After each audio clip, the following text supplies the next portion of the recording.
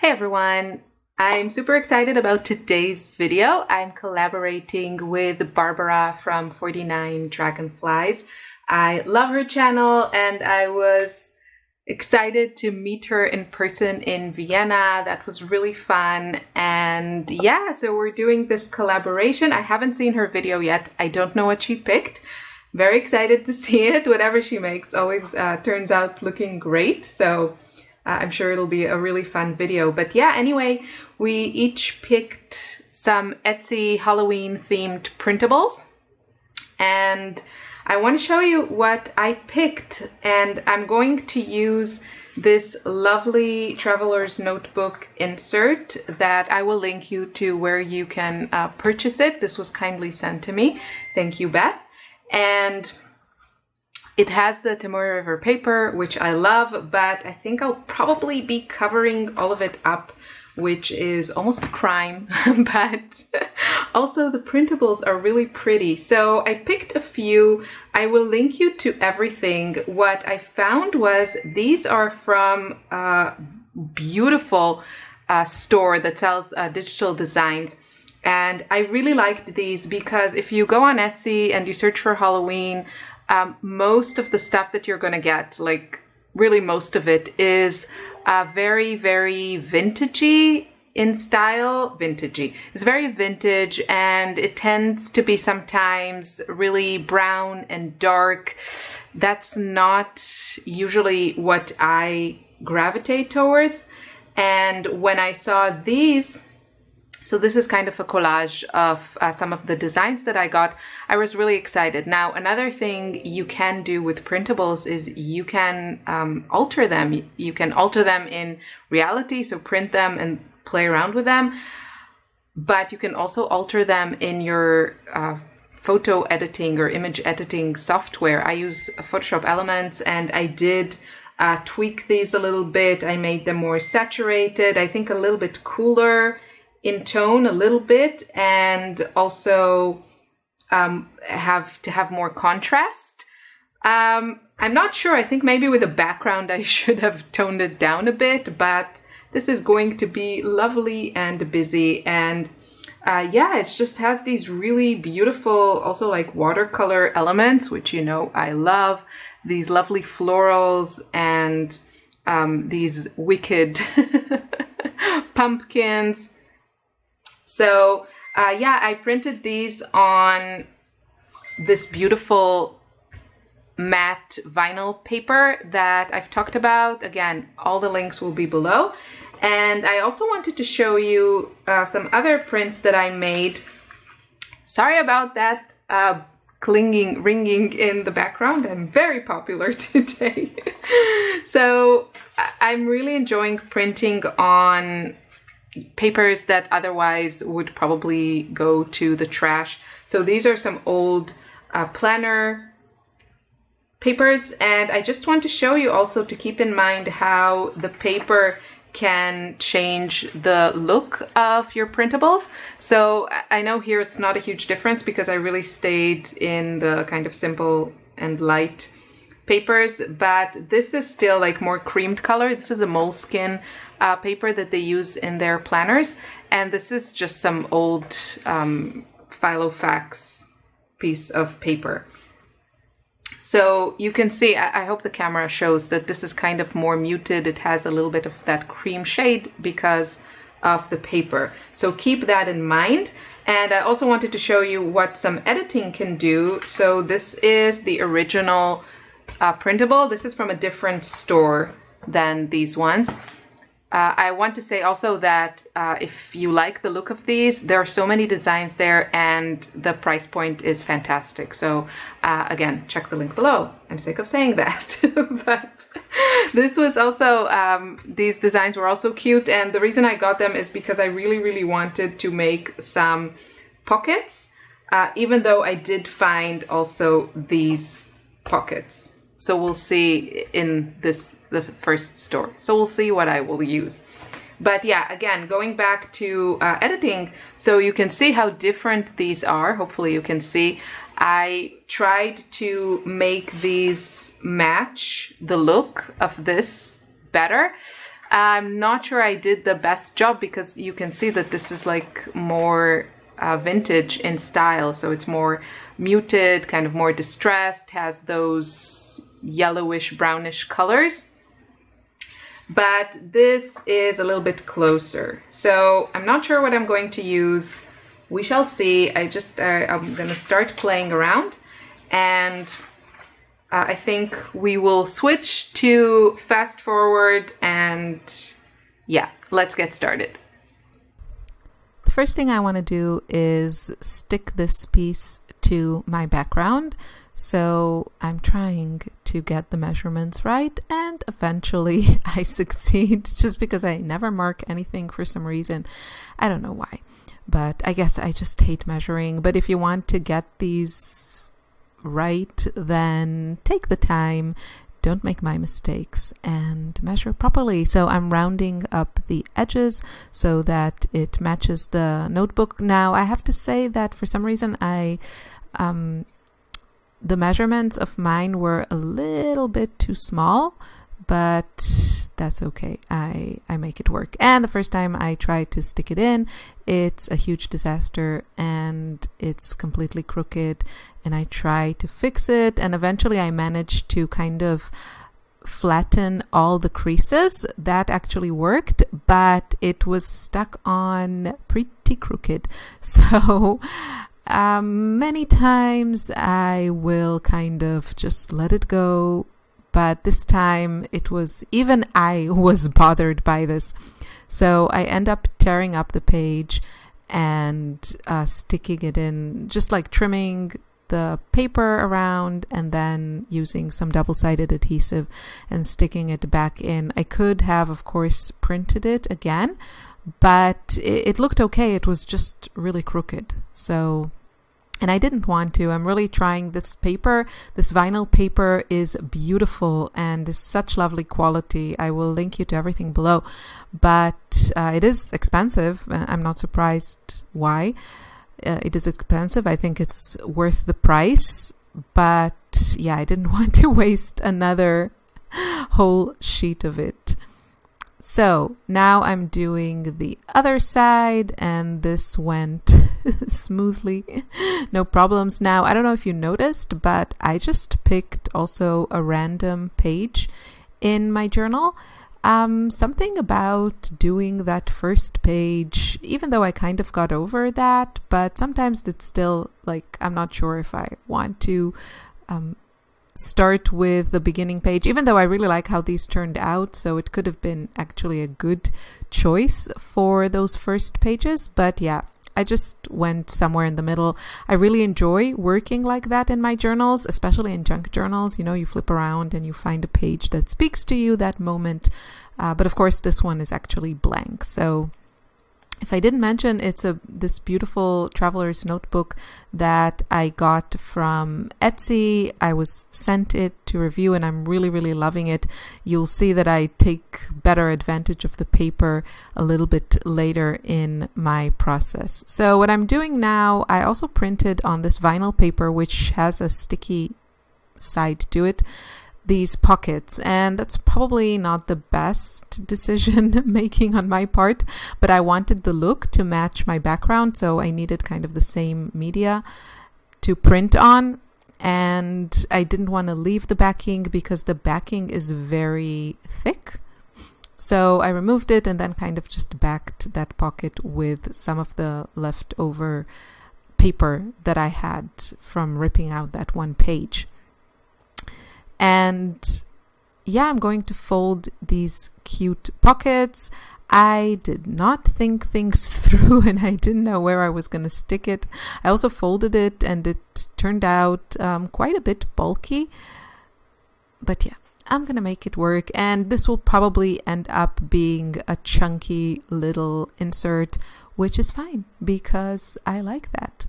So now I'm just trimming that other pocket, and then I'm going to assemble it and move forward with the design. So the one thing I really, really wanted to do from the get-go was to make some sort of like pop-up element, which I have to say, I don't think it's like a really ideal thing to do in a traveler's notebook, especially if you just started working on it. But that's because you will have this kind of bulky element. Obviously, it's something that works better for cards, but I still want to do it.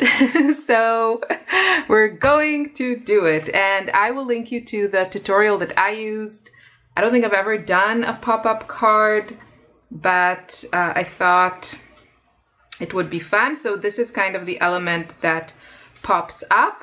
And then this is what is attached to it. And another reason that this is not ideal is because, you know, travelers' notebooks, they open like this. And this thing is made, I think, better for a card that opens like this. So not like this. But, you know, now I'm thinking maybe I should do like a flap here. Because I think, and then have it open like this. I think that's what I'll do. And then this can still stay as it is. I think it'll work better than just putting it here. And you'll see why, because this is what is going to kind of open up as it opens, and I'm going to cover it with these, and it's all vertical. So if it opens like this, the orientation will be wrong, which is not the end of the world, but still. I blame Barbara. Barbara made me do it. I got this paper pad, the memoranda from Tim Holtz Ideology. It's such a beautiful one. It is kind of, it's very vintage in style, but you can see that the colors are light, which means that, you know, I can tolerate it, and I actually really, really like it, and it just has these perfect images for art journaling. I decided to create this clear pocket, and I fast forward this because it's really boring. So I spared you. You're welcome. And the thought here is that I'm going to create this clear pocket so that I can insert a pop-up card. And I have to say, I did this the most backwards way possible. I followed the tutorial, but somehow refused to follow the measurements. So I end up making a card that is too short, and then I have to add more length to it. It's so typical. So typical. But yeah, what can I say? Obviously, that's how I roll. And, you know, I refuse to plan and measure, and then I have to troubleshoot again and again and again and again. Eventually, I decided to add the clear pocket as a tip-in. You'll see that. But for now, let us decorate the pop-up part. And this was really fun. Somehow, by total coincidence, I did not plan this, surprise, surprise, but these little printables that I printed actually fit in their size to this little pop-up thing, but I only printed 3. So I had to think about what to do with the 4th one. But the Tim Holtz paper kind of matched this, although the printables are a bit, you know, brighter and not so kind of muted and distressed like the Tim Holtz papers. So here's the extra sheet. I really tried to avoid conserve the precious expensive vinyl paper and not print a whole new sheet, but I eventually did do that, and I just I chose some more patterns from the same collection of printables. And now I'm going to cover my card. As I mentioned, it's too short. So you'll see at the end. I'll have to add another piece of vinyl, but I had some leftovers, so thankfully I didn't have to add more. There's usually, usually you can find a good solution, make things work. But yeah, all this could have been avoided if I just followed the tutorial. But I really like how it turned out, and I think it's such a cute idea. The pop-up cards, they're really, really sweet. And of course, if you are a card maker, then I would say it's probably really fun to receive a pop-up card. if you're friends with a card maker. But I don't do cards. And I think like no one in my surrounding, with the exception of a couple of new friends, nobody really cares about paper crafts and stuff. I mean, I'm sure if I made something, they would appreciate it. But yeah, I don't think you can really appreciate a handmade card until you actually know what goes into, like how much work it can be. I mean, of course, there are like simpler things. Anyway, digressing here. So I attached the pop-up element, and now I'm going to attach the extra element to it. You should really follow the original tutorial if you want to do this properly. They give you all the measurements and everything, so really don't bother to try and figure out what I'm doing because it'll just get you in trouble. Yeah, just auditioning all kinds of things. I can't remember what I end up going with, but something is going to go there. It's all going to match and it's going to look great, and it turned out really, really cute. I think it's a really fun element. I think my issue with it is, again, the bulk. But if you don't mind doing that, or especially if you're working in a journal that is actually not really bound, that you have the possibility to take pages out, or, you work on single pages and then eventually you bind them all together, you could definitely include more bulky elements like pop-up, because it is quite a nice effect. Now, I don't know who will ever see this because I think I'm the only person in my surrounding that cares about my junk journals, but who knows, maybe one day, maybe in 50 years when, I'm somewhere else and all my stuff finds its way to a flea market or something, a new crafter will find it and, see it as a little treasure. Who knows? But yeah, I don't know. It was a fun project. So now I'm going to adhere it. You need to adhere it in a specific way. So the top part on the right side and then just the bottom part on the left side, because the whole thing needs to pop up. It's like a thing.